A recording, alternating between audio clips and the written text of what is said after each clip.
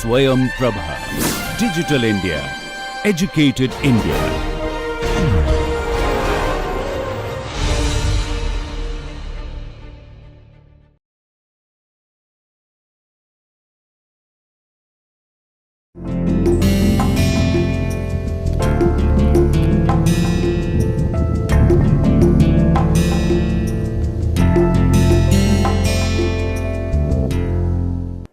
Hello and welcome to our course Marketing Management Part 2.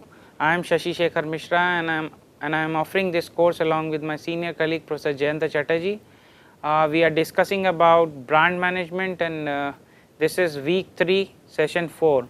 Till now we have talked about basic concept in the brand management. So we have started with the academic definition of brand management, where we have seen that brand is a name, term, sign, symbol to identify the offering of one maker from the others, and it is used to differentiate the offering of one manufacturer or one company from the other company. So that was the academic definition of brands, and then we have looked into beyond that academic definition that lot of academicians and authors suggest that brand is basically a promise to its customer that what it caters to, and then we have also looked into the fact that brand is also a relationship, a continuum which keeps on evolving as the relationship between customer and the company grows over the period of time. So those were the definitions of the brand, and in the last session we have discussed about how actually the brand functions. So we have looked into the way the brand actually comes into the picture, into the consumer decision making process, where brand awareness is the first thing. When probably a consumer comes to know about a brand, he recognizes a brand or in a setting which is he can recall the brand. So that constitute to that brand awareness, the first thing about the functioning of the brand. And then that once a customer is able to recognize or recall a brand, so he is aware of a brand, then the next thing comes that what is the kind of image that consumer has in his mind, his or her mind about the brand. So that is basically the brand image. Now this brand image is compared with the other offerings in the market, and there this brand image affects the consumer decision making process in the way that it affects both the cognitive and affective part. Mind it, we are trying to emphasize from the very beginning that the brands are not only about the affective part, brand also caters to the functional needs of the consumer. So they affect the cognitive and affective, both kind of mental information processing of the consumers, and finally that results in the consumers attitude formation towards the brand preference. So if there is a positive image with respect to the other offerings in the market, you will see that the consumers will have a relatively a higher brand preference for a particular brand. So this process I have tried to summarize it here, that how actually a firm, or how actually a firm, how a company actually builds a brand. Now here it is a 3-stage process. You can understand that I have already devoted sufficient amount of time in the previous session, where I have talked about how the consumer knowledge structure is built in the mind of the consumer. So that consumer knowledge affects the basically the brand image, or it caters to the benefit to both consumer as well as firm. Now how can, the question comes, how an organization can build this knowledge structure in the mind of the consumer. So what are the tools which are available at the disposal of a firm or an organization which are available, and what are the objectives of this brand building process? We will look into this part. So this is what we have closed in the last class, and I am going to start today from here by explaining this diagram, or this the process of this brand building, how actually it happens in the business world. So you have basically 3 set of tools in as a basically brand building tools. The first one is that you can choose the different brand elements. The first thing that happens in the brand building process is the choice of the kind of brand element you choose.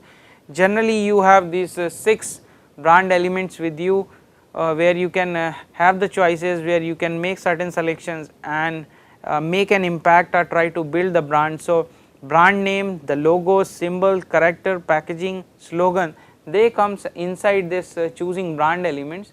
Then you have the second thing along with this brand elements is that is at the disposal of a brand manager is the 4 P's in case of the product, 7 P's in the case of the services. So, what is actually the marketing program, that is the second tool or probably the core of this brand building process. And the third thing is that probably a brand manager can leverage is the secondary association. So, to create a certain kind of image in the mind of the customer, what happens is a brand manager can take the help of a number of secondary associations and try to build a similar kind of brand identity or certain kind of brand image, that this is a certain kind of association, it will allow you it to get transferred from there.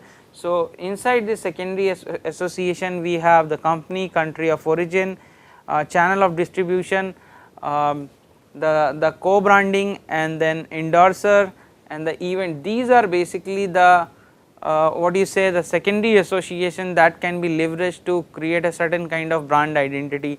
Now, understand with these 3 different tools that a brand manager has at his disposal, he tries to create these 2 things, basically the brand awareness and the brand association, or what you say is basically the brand image instead of brand association. The brand association helps in creating the kind of brand image that you are trying to target among your target customer. Now, in the brand awareness, I have already discussed in the last class, there are 2 things, depth and the breadth. Inside it you have basically the recognition and the recall. So, whether a consumer is able to recall or recognize a brand when he goes to a particular purchasing or the shopping environment, and the recall is that his ability to recall about or whether the cues are available or not available, whether he can recall about the brand name or its characteristics. Then you have a thing like breadth, where we have discussed about the purchase and the consumption. Then the second thing that results from these tools is that the brand image, and we have discussed that a brand should have a strong unique and favorable image in the minds of the customers. And once these things are implemented, they result actually in the form of brand benefits, that you get loyal customers, you can charge premium, and your competition find it really difficult to penetrate into your market, or the time to penetrate into your customer segments or that in your customer group is really difficult.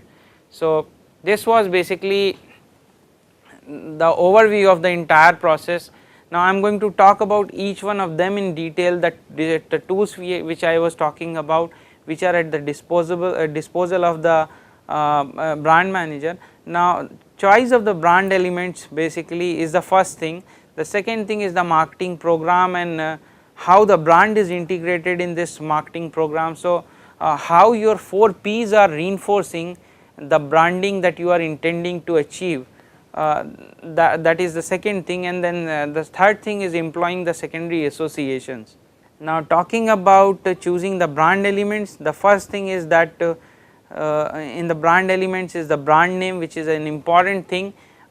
Brand names is something which is very difficult to change among all the elements in this brand elements, but one has to understand that a good brand name can also help you in building the brand equity. The second thing is the logo, that the logo and the symbol that companies use. Logo and symbol actually also help in creating the awareness and improving the brand recall or the recognition. So, by using a different kind of colors and different kind of pictures, you try to create certain kind of unique or image, or try to create a certain kind of recognition in the minds of the customer. The fourth thing inside it is the kind of character that you can choose to represent your brand. So, we have talked about this Amul girl character in the last class, which is something Amul has used very in a very effective manner to create a kind of brand recall and recognition, and a very positive sort of, it has helped in creating very positive sort of image in the minds of the customer. Then the another thing that comes into the this thing is that packaging, and packaging is also very important. Probably you will understand that packaging is something which from the word it might look as just a routine process, but many studies in the past suggest that packaging can help a company in creating certain kind of brand equity. So, there are studies which suggest that instead of learning from the advertisement from the company, customers have learned more by reading from the packaging, what is written on the packaging. So, whenever basically a company which is in the business of offering certain kind of food product or ready to eat food, and there are certain kind of packaging, the different kind of ingredients or different kind of recipes which are pasted on it, and that helps actually in a customer understanding the uses of the product. And sometimes you might see that the companies are asking customers to send their recipe or the kind of innovations they are doing with their product in creating certain kind of recipes. So, these things are basically printed on the packaging. You will also understand that the size of the package is also very important. India is one market where probably the sale of the sachet in the is far more in terms of the overall with respect to bottles, and it has helped many companies in reaching to the market which were non-accessible. So, packaging could be something which can help you in reaching to the different segments of the market. Then the last thing is inside this brand element is the slogan. So, slogan is something which help you in creating certain kind of brand recall or certain kind of associations where the brand message can also be embedded in the slogan. That also help in reinforcing the positioning of the brand. Now, we have talked about these 6 brand elements. At the same time, we also have these 6 criteria for choosing this brand element. So, these are basically the criteria for choosing those 6 brand element. That brand element should be memorable, that it should inherently memorable and attention getting, and therefore facilitate recall or recognition. So, you will understand that while you are choosing brand element, it should be easily memorable. If you choose something which customer cannot retain in their mind, or it is very difficult to recall, that will not be considered as a good brand choice of a good brand element. The second thing is this meaningfulness. So, how much meaning that brand element actually delivers to the intended brand image, all kinds of meaning with either descriptive or persuasive content. Now, one thing one has to understand, a right choice of brand element actually reduces the burden of brand promotion or the communication from the company side, because meaningfulness of the brand logo, the symbol, the brand name sometimes caters those messages so well that the communication is less burdened. So, like this brand of Amul, it inherently the word suggests that is something which is invaluable or something which is pure, and that basically is applicable to the all products which are available from the company side. Another example I will give you about meaningfulness is that Nimbus, a soft drink. Now, this when you hear this brand name Nimbus, you can, in our dialect one can easily understand that Nimbus represent that a drink based on the Nimbu or the lemon. So, you will understand that the brand name actually suggests what is inside as a content of that product. Then the third thing which comes inside it is likability. So descriptive and the persuasive elements reduce the burden on the marketing communication to build brand awareness. So how much likable your brand elements are. Certain elements are particularly the characters are very much liked by the target audience. We have talked about the Amul example. There are other examples like the Indian Airlines, Air India's Maharaja symbol, this Asian Paints that character of I think it was Gattu if I am right. And these are basically some of the characters which are very much likable, and if I can also recall this Vodafone's Zozu was the character which was also liked so much by the customer, and that helps creating the image or the recall in the minds of the customer very easily. You can understand whenever you see that character, you can very easily recall that it is about the brand Vodafone. So the purpose of this branding choice of the branding element is served there. Now I just want to make you understand that memorability, meaningfulness and likability, these are more of things which are related with the brand building. On the other side, if I look into the other three choices criteria for choosing brand elements, transferability, adaptability and protectability, they are more related with the sustainability and the growth in the brand. So the first three are related with the creation of the brand equity, they help you in creating the certain kind of brand image. The remaining three, transferability, adaptability and protectability, they are related with the how you can sustain and grow the brand. So transferability is about add to brand equity across geographic boundaries and market segment, how much the association from the core brand can be transferred to the different product categories, that is about the transferability. Now you see that a brand which is tested, a brand which is trusted by the certain kind of target customers, that can be transferred to all the product category that target customer uses. So those kind of brands will have a high transferability inside them. Then is the adaptability, that the more adaptable and flexible the brand element, the easier it is to update it to the changes in the consumer values and opinions. Now I would like to point out that this adaptability point is very important in the choice of brand elements, that you need to make the choices in the brand elements so that they can be updated. You have to keep them in sync with the changing needs or the changing environment of the customers, and they should not look something which is out of the sync of the basically the target market.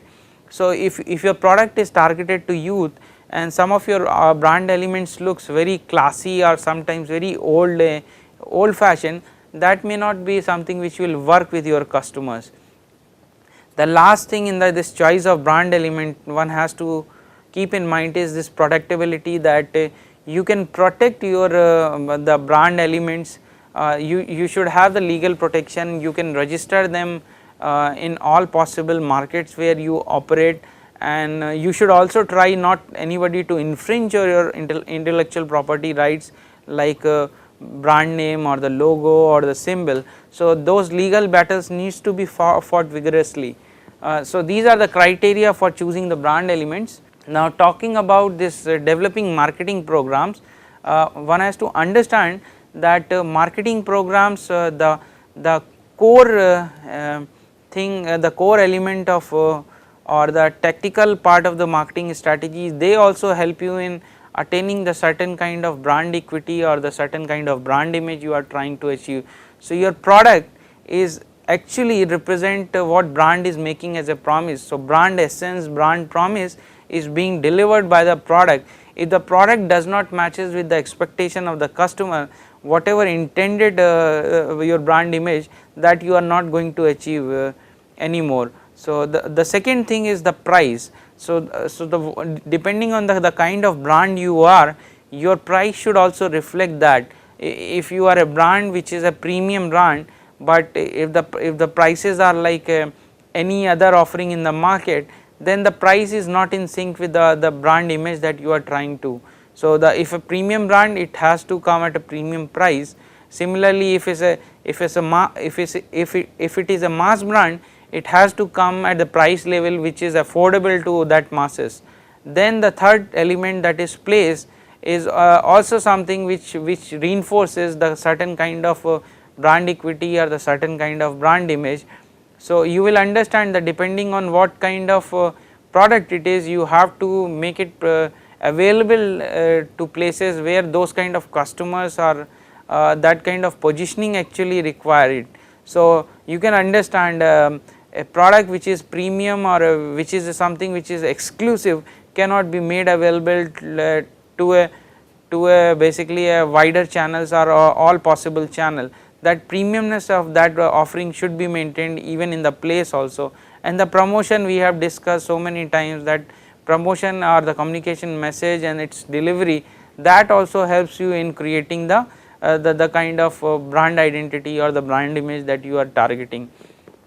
So, since we have looked into the two elements of this, I will finish my session today at this place, and when we will start in the next session, we will start from here and we will try to wind up this basic concepts of the branding in the next two session of this week 3. Thank you very much.